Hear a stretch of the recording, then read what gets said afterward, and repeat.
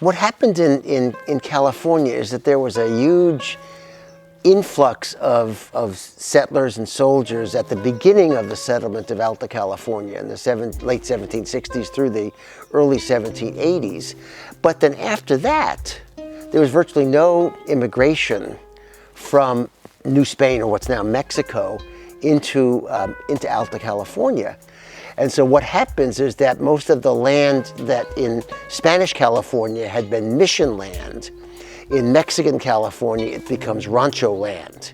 And these old families, these dynastic families, are the ones who are well situated to take advantage of the secularization process. Most of the land was supposed to go to the indigenous people, but in the actual way that it worked out, most of the land was gobbled up by these families who were already in position to do so. In what's now the San Pablo area, Richmond, El Cerrito.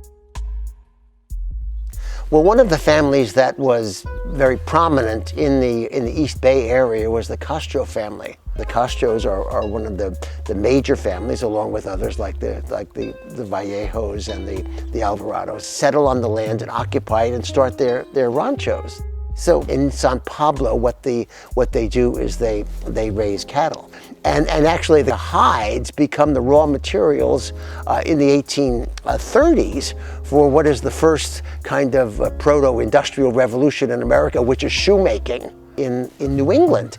In fact, a lot of the shoes that are produced in New England in the 1830s and 1840s, the leather is from California cattle. So, you don't raise cattle with you and your wife and your two kids. You need labor to do this.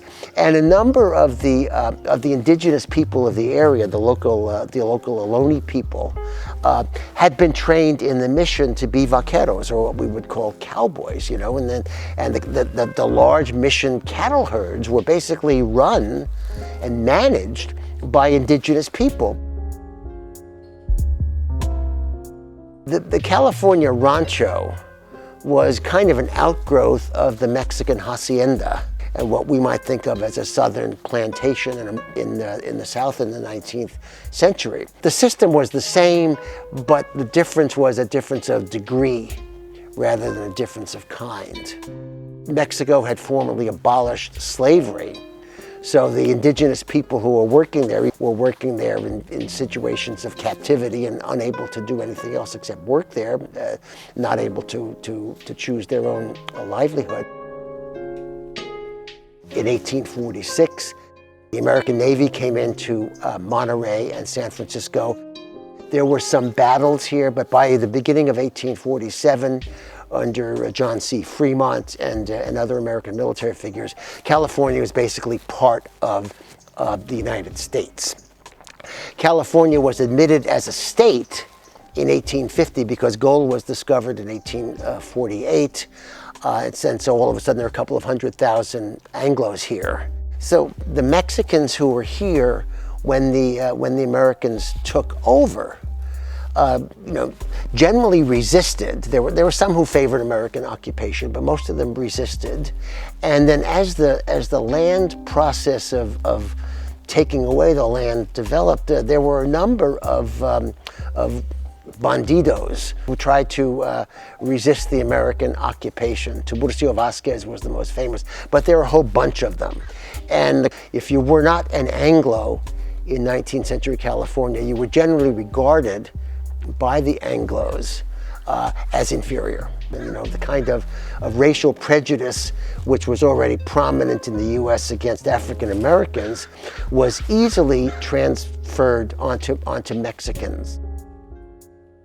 They were darker skinned, they were Catholics, and neither of those was something that Anglos thought was really a good thing. The kind of racial prejudice which was already prominent in the U.S. against African Americans was easily transferred onto Mexicans.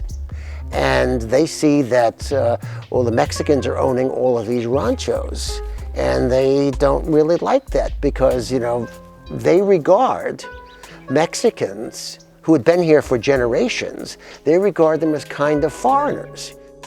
So as the Mexican community saw their land being taken away, that was a very, very difficult kind of thing.